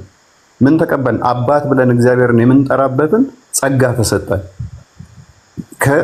ከእግዚአብሔር ተለይተን የነበርነውን ወደ እግዚአብሔር ቀረብን። የእግዚአብሔር ልጆች መሆናችንን ያ መንፈሱ ራሱ መንፈሳችን ጋር ይመሰክራል። ልጆች ከሆንን ወራሾች ደግሞ ነን። ስለዚህ ልጅ ከሆነ ምን እንሆናለን? ወራሽ እንሆናለን። እነሱ ከገነት ወጥተው ነበረ። እኛ ግን እነሱ ከገነት የወጡት ምንድን ነው? ጸጋቸው ስለተገፈፈ ከገነት ወጡ። እኛ ጸጋውን ካገኘንና እግዚአብሔርን አባታችን ካልን ደግሞ ምን እንሆናለን? እንወርሳለን። ስለዚህ አንቺ ጥያቄሽን ልመለስና አሁንም ይህንን ልጅነት አግኝተናል። ያ ከእግዚአብሔር ርቀን የነበርነው ወደ እግዚአብሔር ቀርበናል። አሁን ወደ እግዚአብሔር ከቀረብን ደግሞ ወራሾች እንሆናለን። ስለዚህ አሁን ለምን እንሞታለን ነው? አሁን ለምን እንሞታለን ከሆነ ሜቢ ቆይ አንዴ በእናትሽ አሁን ለምን አልገባኝም። ጸጋ ያልከው አልገባኝም። ጸጋ የምታገኘው በእምነት ብቻ ነው? ለምሳሌ እነሱ የእግዚአብሔርን ጸጋ ያላገኙት ምንድነው? በደል ስለበደሉ ትእዛዙን ስላላከበሩ ነው አይደለም? ስላላመኑ ነው ወይስ እኮ አንተ አሁን በዚህ ባለው ህዝብ ኢየሱስ ክርስቶስ ሌላ ጥያቄ ልጠይቅ ነው። አሁንም ደግሞ ቆይ እንጨርስ። የእኛው ለምን ስለ ጸጋው ነው? እውነት ስለ ጸጋው ነው ያልገባኝ። ጸጋው ምን አልኩሽ ቀደም? ለተቀበሉት በስሙ ለሚያምኑ የእግዚአብሔር ልጆች ተብለው ይጠሩ ዘንድ ስልጣን ተሰጣቸው። ያም ደግሞ በክርስቶስ ነው። ጸጋ የመጣው በክርስቶስ ነው። ስጦታ ማለት ነው። ያ ስጦታ ተሰጠን። ጸጋንም የምታገኘው በክርስቶስ ብቻ ነው ወይስ ደግሞ መልካም ስራንም ስትሰራ ነው? ትእዛዙንም ስትጨምር? እሺ በክርስቶስ ምክንያቱም ኃጢአትን ስትሰራ ስለሆነ ሌላ እንትኑ ኃጢአት መስራት አለመስራት እያልሽ ደግሞ ሌላ ጥያቄ ልጠይቂ ነው። የመጀመሪያውን ባስረዳሽ እኮ ከኃጢአት መች ወጣሁ እኔ? አሁንም እኮ ስለ ኃጢአት ነው እያወራለሁ። በክርስቶስ ማመን ነው ወይንስ ኃጢአት አለመስራት ነው እያልሽ አትጠይቂኝ። በክርስቶስ ካመንሽ ኃጢአት አትሰሪም። በቃ በክርስቶስ ማመን በክርስቶስ ማለት እሱ ያዘዘውን እሱ እንዳለ እሱ እንዳስተማረ እሱን መከተል እንደዛ ብሎ ማለት ነው። በአላህ ማመን ነው ወይንስ ኃጢአት መስራት ነው ብለሽ አከፊም። በቃ በአላህ ከተባልሽ አላህ እንዳዘዘሽ በሱ ስም በሱ እንትን ብለሽ ነው የምትቀጥይው። የምሰራው ኃጢአት አይደለ ኢየሱስ የተሰቀለልኝ እኔ እሱ ነው እኮ ጥያቄ ሆነብኝ። እኔን ተሰደኝ ፈልገው እያዳመጥሽ አይደለም። በደንብ አዳመጥኩኝ እኮ ከመጀመሪያው ማለት ነው ጀምሬ በአዳም ወደቅን። ለምንድን ነው ወደቅን? ከስሩኝ ረጋ ክራቱን ሰለቸኝ። እኔ 7 ሰዓት ተኩል ላይ ለፍለፍ እኔ አስረዳት ነበር እኮ አሁን እናንተ እንኳን ሰምቼ ራሱ የኛም እንደሚለው ተመሳሳይ ነው ነገራችን ላይ። አሁን ለሷ ለጠይቀች ጠይቅ በቃ ግልጽ የሆነ መልስ ነው የተሰጠን። ቆይ አንዴ ልጨርሳ። ሜቢ ደክሞኛ በደከመኝ ሰዓት ላይ መጫወት አልፈለኩም፣ ምክንያቱም ማዳመጥ አልቻለችም ማለት ነው። ምንድነው እሱ ጸጋውን አተን ነበረ በፊት። አዎ ጸጋውን አተን ነበረ። አሁን ጸጋውን አግኝተናል በክርስቶስ። አዎ ጸጋውን አግኝተናል።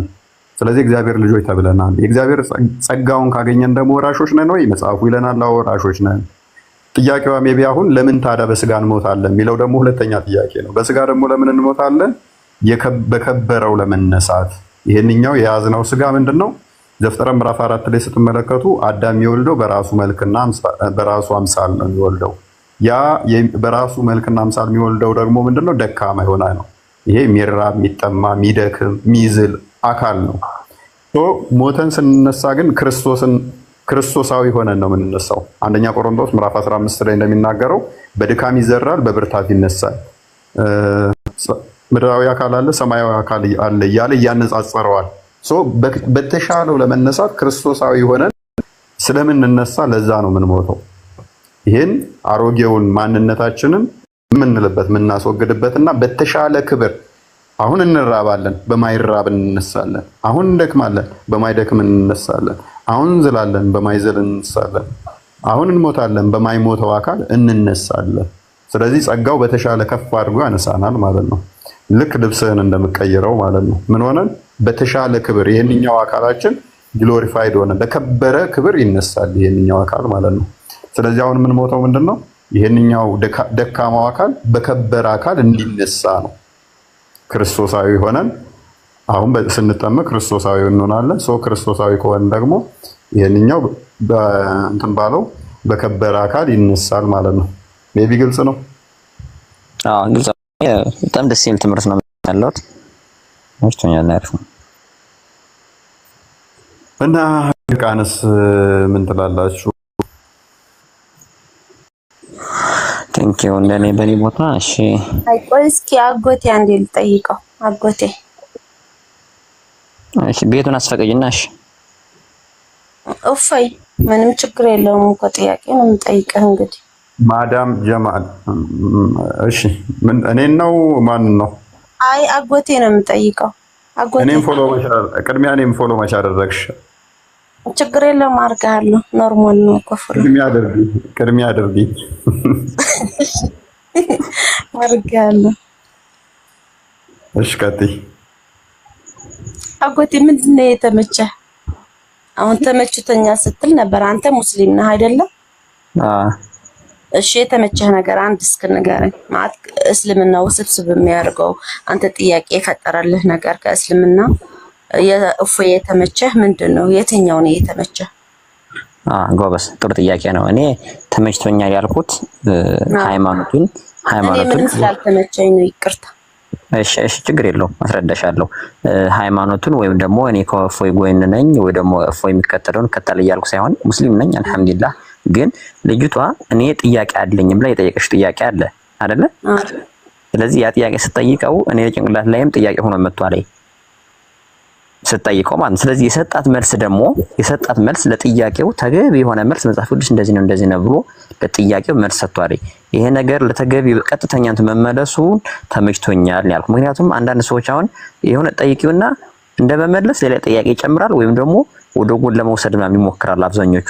ስለዚህ እሷን ለጠየቀቻት ጥያቄ መልሷ በእነሱ በሚለው የነሱ የኛ እንደዚህ ይላል ብሎ ቀጥ ያለና አሪፍ መልስ መልሷል። በሱ በእኛ የሚለው በቁርአን ወይም በእኛ ባህል ነው። ግን እንደዛ አጎቴ አሁን እኔ እሷ የጠየቀችው ጥያቄ ረጅምና አሰልቺ ነበረ፣ የእፎይ መልስ ማለት ነው። ምክንያቱም አሁን እሷ ያለችው ለምን ብለህ ነው መስዋዕት ከፍለዋል ኢየሱስ ብለዋል። ከዛ በቃ ገነት ነው የሚገባው አንድ ሰው በቃ ምክንያቱም አስቀድሞ ለነሱ ብሎ ሙተዋል አይደለ? ይሄ ጥያቄ ነው የጠየቀችው። ይሄ ጥያቄ ሊመልስላት አልቻለም። በእኔ በኩል ነው የምልህ። አሁን እኔ ልንገርህ፣ አንተ ታሳምረዋለህ ስለምታውቀው ማለት ነው። እኔ አሁን አንቺ አልተመቸኝም ትያለሽ። ሲጀምር እሷ ጥያቄ መጀመሪያ ምንድነው ኢየሱስ ክርስቶስ ማነው ስለ እናንተ ምንም ወንጀል ብትሰሩ ራሱ ኃጢአት አትገቡም ማለት ወይ? እሱን የጠየቀችው ከአዳም ጀምሮ ሲልሲላውን አወራረድ ነገራት። እንደዚህ ብሎ መጡ፣ እንደዚህ ብለው ወረዱ፣ ከዛ ይሄን አትም ተብሎ ይሄን ተከለከሉ። ከዛ ሁለተኛ ትውልድ ኢየሱስ ክርስቶስ ከመጣ በኋላ ያ ጸጋ ወይ ደግሞ ያን እንትናዊ እንደዚህ ነው ብሎ መለሰላት። ያ ከመለሰላት በኋላ ይሄን ትክክል መልሰህልኛል ብላ ወደ ሁለተኛ ጥያቄ እንደሄድ ምን አለች? ጸጋው ምንድነው ብላ ወይም ደግሞ ኢየሱስ ክርስቶስ ኃጢአታችሁን ቆይ መሐል ያትግብኝ ኢየሱስ ክርስቶስ ኃጢአታችሁን ከተሰራላችሁ ለምን ሁለት ሞት አይላ ግልጽ አድርጎ ጠይቀው ተስለውት ሁለት ሞት መልሷላታል። ሁለት ሞት አንዱ ለምን ትሞታላችሁ ብላ ጠየቀች። አሁን ይኸው ከጥያቄ እየጨመረሽ የምትመጣ ያለችው ይሄ አንደኛ የጥያቄ አመጣጥ እንትን አይደለም፣ ስነ ስርዓት ስቴፕ የሚባል ነገር አለ። ለሱም ደግሞ የሚያስፈልገው ብሎ አሁን መጨረሻ ላይ የሙልቂያ ማነ ስንነሳ ኢየሱሳውያን ተብለን እንነሳለን ወይም ደግሞ ሌላ ጠንካራ አካል ይሄ ስለምንደክም ስለሚረበን ምናምን ብሎ መልሶላታል ትክክል የሆነ። ስለዚህ ለሱ ያመለሰው መልስ ደግሞ እኔ እንደጠየቀችው በመጽሐፍ ቅዱስ የሚለው መልሶላታል። እንደኔ በቁርአን ግን ይሄ ጥያቄ ለኔ ቢሆን እንደኔ በቁርአን ሌላ ሊሆን ይችላል መልሱ በርግጥ ወይም ደግሞ ቁርአንና መጽሐፍ ቅዱስም የሚገናኝበት ነው። ሃይማኖት ደግሞ ከሌላ ሃይማኖት አታማሳስል። የኛና የእናንተ ተመሳሳይነት ስትል ነበር። ቁል ሁወ አላሁ አሐድ አላሁ ሰመድ ለም ይሊድ ወለም ይውለድ ወለም የኩን ለሁ ኩፉወን አሐድ። እኛ የምናምነው ይሄንን ነው እንጂ ኢየሱስ ክርስቶስ ነው በቃ። ስለዚህ እሱ መታመን ከሆነ ከክርስቲያን ጋር ምንም የሚያገናኘን ነገር የለም። አይደለም በሰው ስላሴ ያምናሉ፣ በኢየሱስ ክርስቶስ ያምናሉ። በምን መልኩ ነው ከኛ ጋር ሊመሳሰል ይችላል? ዝም በል እፎይ። አሁን ምን ያስቆጣሽ? ተረጋ ብለሽ አንደኛ ውሪ ተረጋጊ መጀመሪያ። እኔ ሙስሊም ነኝ። ማንም ሃይማኖት ራሱን የቻለ ሃይማኖት ነው ያለው። ስለዚህ እኔ ምን ያልኩኝ ማንም ጋር ሊመሳሰል አይችልም። አረባ አላህ እኔ ያልኩት ልንገርሽ። አሁን ለጠየቀችው መልስ የሰጣት አሁን ምንድነው ስለ አባታችን አዳም ከጀነት የተባረሩበትና ከዛሳ ወርደው ኃጢያቱ ምናምን ብሎ አውቁታለኝ። እኛ በዚህ ላይ ተመሳሳልን ያልኩት አትብላ ተብሎ አባታችን አዳም እንደበላ ከዛ ሞላ እቺ በመብላቱ ደግሞ አላህ ወደ ምድር ልካሃለው ብሎታል። ይሄ ስለሌላው ምናምን አይደለም ማወራለኝ፣ ስለ ኢየሱስ ክርስቶስ ስለ እንትና ነው አይደለም፣ ስለ ቁርአን አሁን ያወራው ስለ እንትኑ አንዳንድ ፓርቶች ሳይቀር አብዛኛውን ያልኩ ደግሞ ሁሉም ተመሳሳይ ነው አልኩ። ስለ አዳም ብቻ ስለ አዳም መውረድና የቻሪያት መብላቱን ነው ትክክል። በእኛም ራሱ እንደዚህ ሚላል ቢል ጨምረት እንችላለን፣ ችግር የለውም። የሚያመሳስል ነገር አለው ትንሽ አለው። አንዳንድ ነገሮች ደግሞ ተለያይተው ሊሆን ይችላል እንጂ አንድ ነው። ስለና አንድ ነው አላልኩም እኔ በሽር ሱራ 2 በቀራ 34 እስከ 38 አንብቡት። ሱራ 7 ከ15 እስከ 20 ምናምን አካባቢ፣ ሱራ 20 ሱራ ጣና የሚባለው ከ117 እስከ 125 አንብቡት። አንድ ነው ታሪኩ። አዳም በገነት ውስጥ እንዳበላ ይባላል። ሴጣን መጥቶ ያሳስተዋል፣ ይጎተጉተዋል። እንዳቀርባት እንዳነካት ከበላ ትኩሳት ይነካሃል ምናምን ተብሎ ይባላል። ነገር ግን ከበላ በኋላ ልብሱ ይገፈፋል፣ ቅጠል ወስደው ይደርባሉ።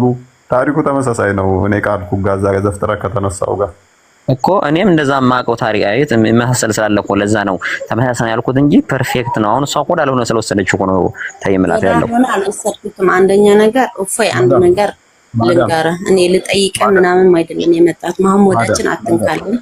በስነ ስርዓት መጣ አንተ ጋር እንድንማር እንድታስረዳን ማናቀው እንድናከፈለክ መማር እንችላለን። ግን በመሐመድ ግን አትምጣብን በቃ። ማዳም እኔ አሁን ምን አየሽ? እኔ ጋር ምን ጥፋት አየሽ? እስቲ እስካሁን ድረስ ካየሽ ውስጥ ምን ሳጠፋ አየሽ? ዛሬ ምንም ጥፋት አላየሁብን። አሁን መጥቼ እንደሚያደርጉ ታውቂያለሽ። በቃ ሃይማኖትህን አክብር። ሃይማኖታችን አክብረን ደግሞ የሚለያየን ነገር አንድ ለማድረግ ደግሞ ተከባብረን ተሳስበን ተፈቅረን ነው እንጂ አንድ አቆሽሻ አንድ ከበላይ አድርገህ የሚሆን ነገር የለም። እና አላደርግም ማዳምዬ። አሁን ያው ደክሞኛል፣ ቀስ ብዬ ነው የማወራሽም። አልጋዬ ላይ ወጥቼ ነው አሁን ብዙም ማውራት አልችልም። እና ይመጡና ይኸውልሽ ራሳቸው ተሳድበው ከዛ የሆነ ነገር ጣል ስታደርጊባቸው ተሰደብን ይላሉ። እኛም እኮ ይሰማናል። እኛም መተው እኛን ሲሰድቡን፣ የኛን አምላክ ሲሳደቡ፣ የኛን ነቢያቶች ሲሳደቡ ይሰማናል። ልክ እንደዛው ማለት ነው። የእናንተ ንጽጽር የሚሰሩት በጣም ባለጌ ናቸው። እንዴት ባፋቸው እንደሚጸዳዱ ማለት ነው። ልክ እኛ ነካ ስናደርጋቸው ይያዝ ይፈለጥ ይቆረጥ ይላሉ። ይሄ አየሽ፣ ጽዳት የሚጀምረው ከራስ ነው። ለዘመናት ሲሳደቡ ስለኖሩ በቃ አሁን ነካ ሲደረጉ ወይ እንደዚህ አለ አዋጣም እህታችን እና እንደዛ ነው። እና ወዳችኋለሁ። ደግሞ ውሻ አለ። አንተ ሰውዬ አጎቴ በሽር ውሻ እኮ አይፈቀድም በእስልምና። አልፎ የሚሄድ ነው አጋጣሚ እንጂ እኛ ውሻ አይደለም፣ ነጃሳ ነው። ውሻ ነጃሳ አይደለም። ውሻ ግን ነጃሳ ነው ብላችሁ እናንተ ናችሁ እንጂ ነጃሳ የሆነበት ምክንያት ምንድን ነው? ጎበስ ጥሩ ጥያቄ ነው። ተውና ውሻው ሳይሆን ነጃሳ ሳይሆን አፉ ላይ ቅባት ነገር አለች አይደል? አፍንጫው ላይ እሷ ከነካ ያው ከፍ ላድርግህና ማስረጃ ካመጣህልኝ አሁን ለምታወራው ሁለተኛ ስለ እስልምና ማላወራም በዚህ በውሻ ጉዳይ ላይ ለአንድ ወር ያህል ተነጽጽር አቆማለሁ። አዲስ አንጣልኝ እስቲ አፍንጫው ጫፏ ላይ ነች ሚል ነጃሳ ነች ሚል እሷ ነጃሳ ናት የሚለው ነው። ነብዩ ተናገረውን እንደዛ ብሎ ሐዲስ አምጣልኝ እስቲ። እሺ ነገ ምናልባት ከጠይቀኝ እንዳልኩ ብዙ ምቆቱ ስለሌለኝ ለድሮ እሱ ደግሞ ለዛ ብቻ ሳይሆን ከኛ እንኳን ከራሳችን ከሰው ልጆች የሚወጣ ነጃሳ ነገርም አለ። አጎቴ በሽር ውሸት ነው፣ ዋሽተዋችኋል። ሴጣን ነው ውሻ ነው የሚለው። የሺ አፍንጫቸው የጥቁር ውሻና የነጭ ውሻ ይለያያል። ለምን ነው የሚለያይ? ሁሉ ውሻ ነው እንጂ እኔ ረስቼው ነው እንጂ አውቀዋለሁ። ይሄንን ነው አለ ችግር የለውም።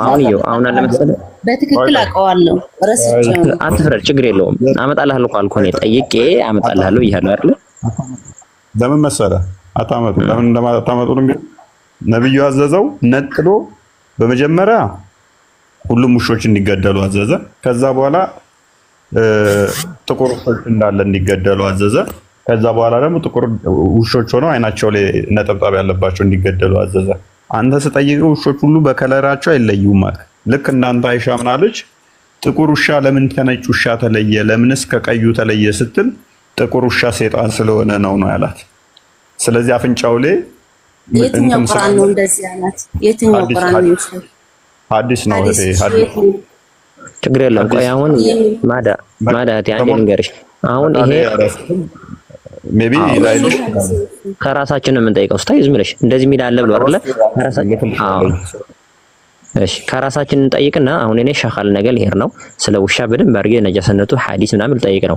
ከዛ ጠይቀ በኋላ ነገ አሁን እፎይ መጥቼ ሳወራ ይሄ እንደዚህ ውሸት ነው ያልከኝ ይሄ እንደዚህ ነው ብሎ እንጂ የትኛው ሐዲስ አገኘው የትኛው ቁርአን አሳየኝ ይሄ የልህ እንትን ነው።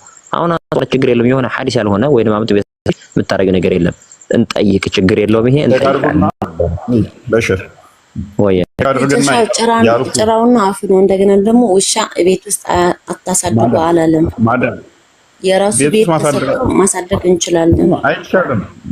ቤትሽ ውስጥ የእንትን ውሻ ብቻ ከሆነ ይፈቀድልሽ። መላእክት አይገቡም ቤታችን። ከቤታችን ወደ በራችን ግቢ ያሮችን ውስጥ ግን ውሻ ማሳደግ እንችላለን። መላእክት አይገባም ቤት ነው የተባለው። ምክንያቱም ንጃሳ ነገር ስላለ ሁሉም ደግሞ ንጃሳ አለው። እውነት ነው ማዳምዬ። ማዳም የአፍንጫው ላይ ንጃሳ ስላለ ነው የሚለው ከጊዜ በኋላ የተፈጠረ ነው። ውሸት ነው እያልኩሽ ነው። ውሸት ነው ስለ እኔ መረጃ ሳይኖረኝ አይደለም። እኔ ልሽው እርግጠኛ ካልሆንኩ አልናገርም። አላውቀው ከሆነ እርግጠኛ ብቻ ነው እንደዚህ። ስለዚህ ወደ መስመር በቃ እንደዛ በቃ እሱ ነው የሚጠበቅባችሁ። ነገሩን እንደማታመጡ ስለማለት ነው። ካመጣችሁት ግን ነበረን ቆይታ ደህና ደሩ። ችግር የለውም። ፎየ ነገ ትገባለህ አይደል? ፎየ በቃ ልገባ እችላለሁ። ካልገባውም ነገም ተነገ ወዲያም አለውኝ። ችግር የለውም። እሺ እንገናኝና ችግር የለውም። ሐዲሱ ወይም ቁርአኑ ወይም መስራጃ ምን ነው የሚል ምናምን በጠይቄ በደንብ እንናገራለን። ችግር የለውም። ቁርአን ላይ ያለው ስለ ውሻ የሚያወራ አንድ ክርስቲያኖችና አይሁዶችም የሚሳደብበት ክፍል አለ። እያለከለኩ ምላሳቸውን አውጥተው እያለከለኩ እንደሚሮጡ ውሾች የሚመስል ሚል አለ። አንደኛው ደግሞ ሱረቱ ካፍ ላይ ያለውን ካወቀው በዋሾች ውስጥ ያደሩ ስንት ናቸው የሚለው አለ አይደለ? የውሾቹን ቁጥር እሱ አለ። ስለ ውሾች የተናገረ እነኛ ናቸው። ከዛ በዘለለ ስለዚህ ስለ ነጃሳነት አፍንጫ ጋር የተያዘ ቁርአን ላይ የሚያወራ ምንም የለም። ሐዲስ ላይም ግን በዚህ ጉዳይ ላይ ስለ አፍንጫው ቆሻሻነት የሚያወራ ወፍ ምናልባት ግን ሙፈሲሮቹ ልብ በል የሐዲስ ሙሐዲሳን የሚባሉት ሙሐዲሳኖች እነሱ ከጊዜ በኋላ እንደዛ የጻፉት ሊኖር ይችላል። ከዛ በዘለለ ግን ነብዩ አፍንጫው ላይ ውሻ እንደዚህ ያለበት I don't think so 7 ጊዜ ቃጠቡ ምናምን ነገሮች አሉ።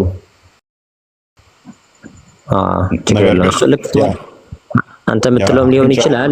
እኔ እኮ ተቃራኒ እየሆንኩ ሳይሆን ልጠይቅ ነው ያልኩ። ገብቷል?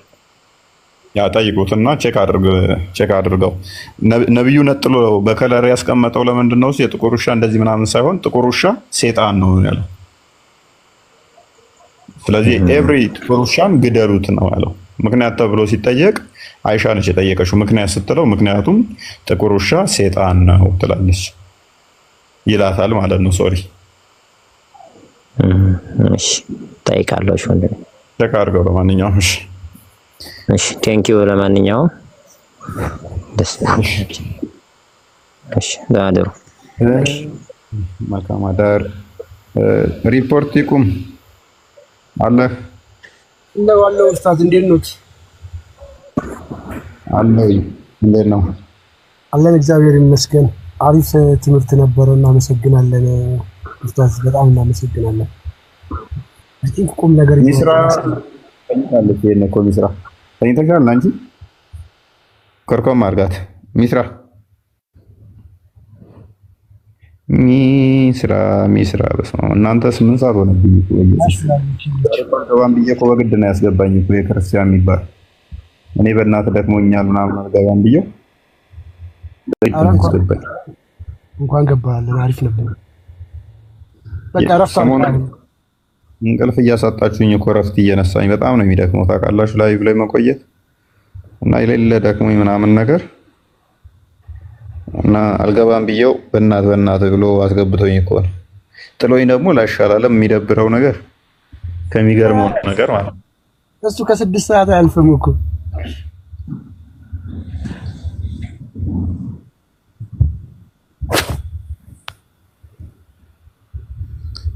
እሺ አፍታርግ በቃ ይመጣል። ተናደሩ በቃ እሺ ማለት ይስራልሽ ታስወርዳታል። ሌላ ቤት እንትን እንዳይላት